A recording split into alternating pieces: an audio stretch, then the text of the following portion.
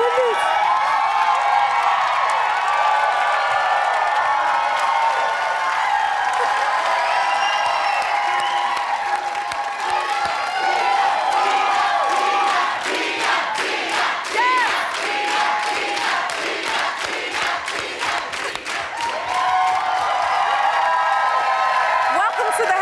Do you feel the love? God, this is such a happy place.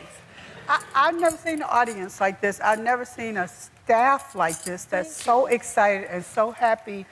It's a testament to you. Thank you so much. Thank you. Thank you. Well, we love you, Miss Knowles. Yes, we do. Like, how does it feel to just, I mean, I feel like you're part of all of us, right, guys? Like, we all look up to you, you know? It's just it's an honor to have you. Do you remember when we first met? Of course I do. Our Dream Girls. It was Dream Girls. And you were the nicest, I say all the time, most down-to-earth Wow. Thank you. person. Thank you. Because, you know, we were from Texas, and we were really country. And it was, sometimes you felt a little uncomfortable around people, but immediately we just hit it off because you were just so down-to-earth and real. Thank you. Yes. I don't take that lightly coming from you. Now, you're the mother of all mothers. Now, you know I call you affectionately Mama Knowles, okay? Yes. And your girls, Beyoncé and Solange, who we all love. As you know. Look at this. What does it mean to you that everybody calls you Mama Knowles? It's the best feeling in the world. I can't tell you that. When I go somewhere and people say Mama Tina, it's like, it's the best. I'm at home because my mom, everybody called her Teeny Mama. They called me Teeny. And everybody felt like she was their mom. So I'm just so proud to carry on that legacy and what better thing than to be a mother? It's the best job I ever had. Yeah. Yes.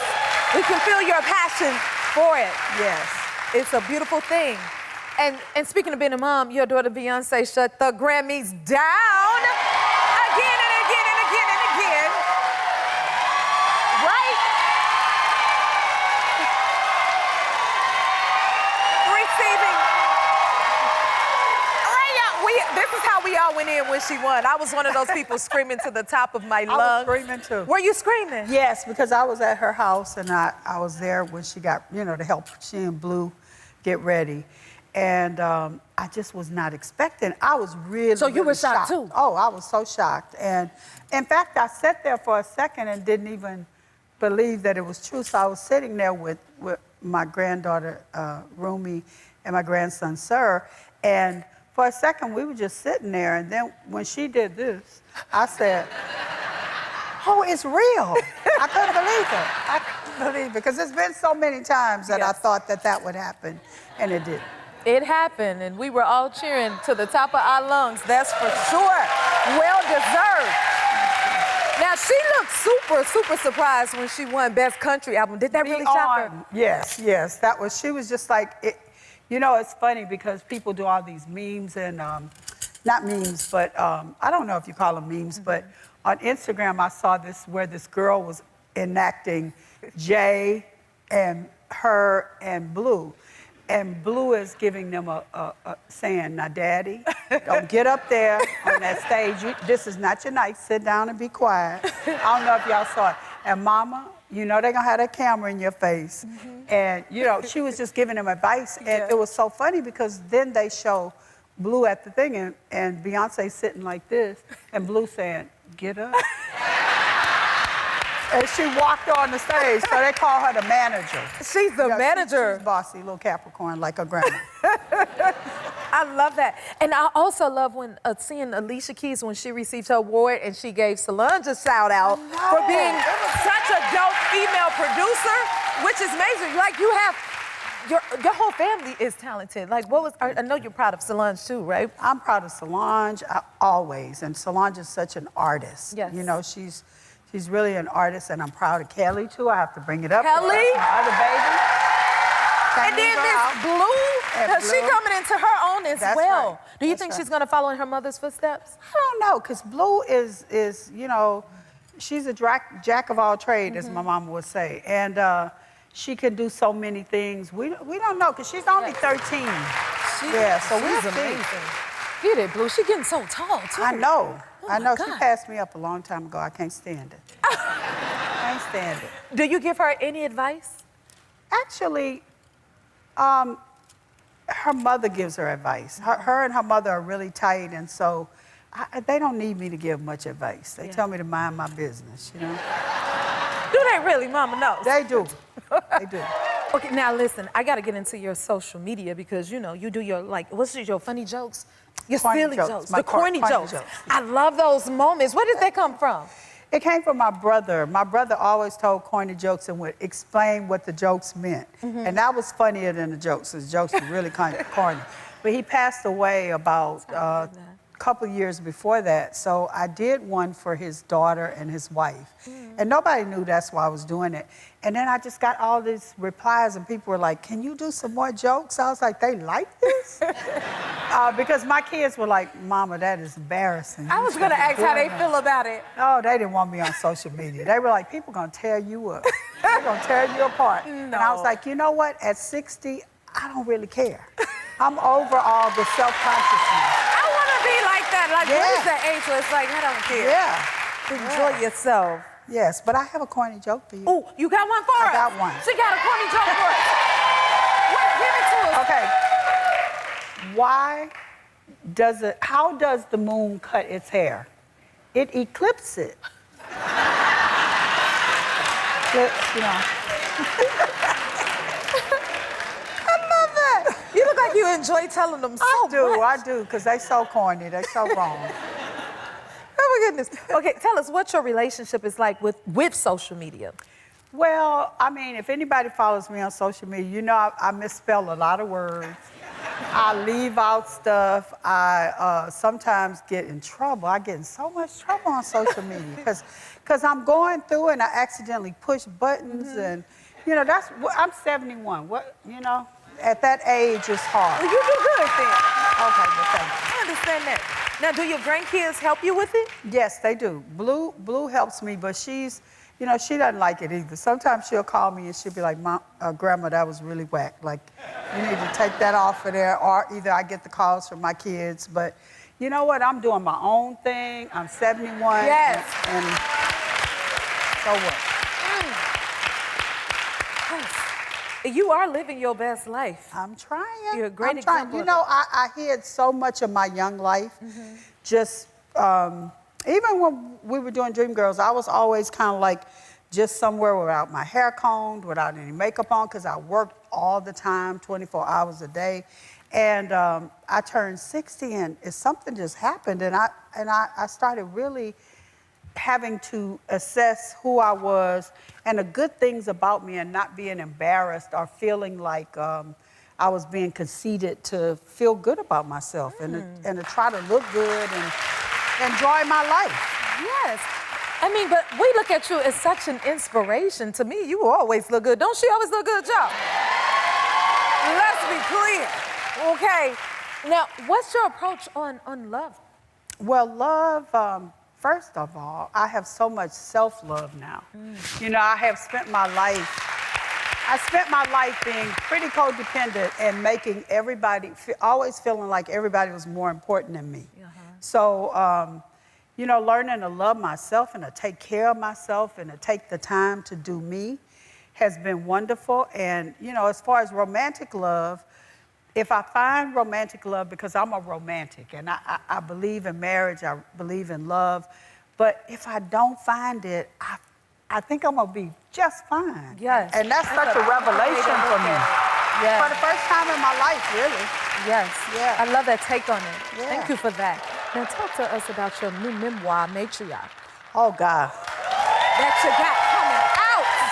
Oh, let me read about it first. Hold on. Matriarch Accomplishments. This is before it's out, y'all. Okay, it's on Oprah's list of most anticipated books of 2025. And it was #1 on Amazon's hot new releases the day after the book was announced, okay? how does that feel? Oh, God, it feels so good. I never expected this. You know, people have talked to me about doing books forever. And I was like, you know, I don't want to tell anybody else's story because it's not my business to tell it. And then I started, someone called me and they were like, you have a book offer. And I was like, me? And I started writing and just dictating. And I realized that my story is important too. Oh, you know, it's a part of that self-realization.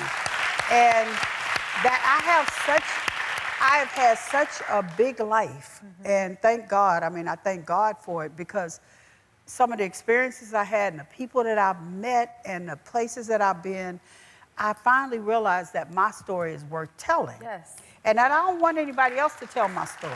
Because, yeah, it's so many stories about me and my family that are so wrong and so negative and so bad. And so I just said, I'm not going to leave it for somebody else to tell my story. I'm going to tell my own. She said what she said. She's going to tell her own. Did your daughters read it yet? My daughters have read their parts, and they read the first paragraph, and they are so supportive of me. I didn't know how they were going to feel. You know, they just always like, Mama, make sure you don't be telling our business. But I didn't have to because I realized in writing this book, I learned so much about myself and I learned how even my family history, how resilient the women were and how strong and powerful they were. I never looked at them like that before. Yeah. Thank you for sharing that with us. It's such an inspiration. It really is. Thank you. And speaking of, like, the LA fires, it was devastating, and I know you suffered a loss during the fires. I did, and it was a little small bungalow right on the beach, but I didn't lose my main house. And I tell you, this past Sunday, Be Good had a service day for the victims of Altadena and Pasadena, and they came in, and I have to tell you that to hear this 96-year-old woman who lost everything but the clothes on her back say that I am truly blessed, like God has blessed me. Yes. I was like, I don't even have the space to feel bad about my situation. I just feel so blessed because people lost everything. They lost loved ones. And so I feel incredibly blessed to still have my main home, you know? Yes, ma'am. Yeah. Okay, now let's talk about Cécred, Beyoncé's hair care line. And you're the vice chairwoman. Yes, I'm so excited about it because, you know, I own the hair salon. I will always be a hairstylist, always love making people feel beautiful. Yes. It's the best.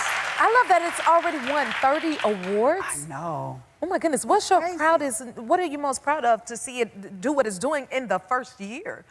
I think I'm most proud of how the public has supported it and, you know, it's really good. We just didn't have this huge marketing budget and the people that use the products promoted it so much for us. And we have a test salon in a salon and people would come in and, you know, I've invited you to come and get your hair done. And I'm doing it. I mean, I'm in there 2 or 3 times a week. She don't play. She like, Jennifer, come and I'm gonna do your hair. That's right. It's real. But they make videos and they show the progress of their hair. And I mean, I get choked up about it because they don't have to do that, but they have promoted it for us. From the tools to the packaging to everything, they just embraced it and they've just promoted it for us. That means it's a great product. Yeah. Keep it up.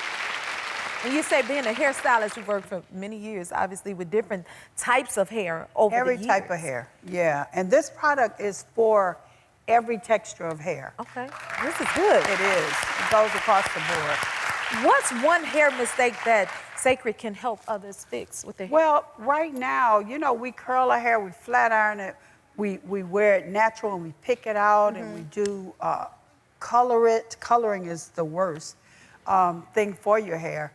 And you have to replenish the protein in your hair. Your hair is made of protein. And when you do all these things to it, whether it's blow drying or putting heat on it or coloring, it strips the protein. And you have to replenish the protein. And it has to be small enough to get inside the cuticle of the hair. I don't want to be too technical, but to get inside the pores of your hair. All right, we learning. Y'all listening?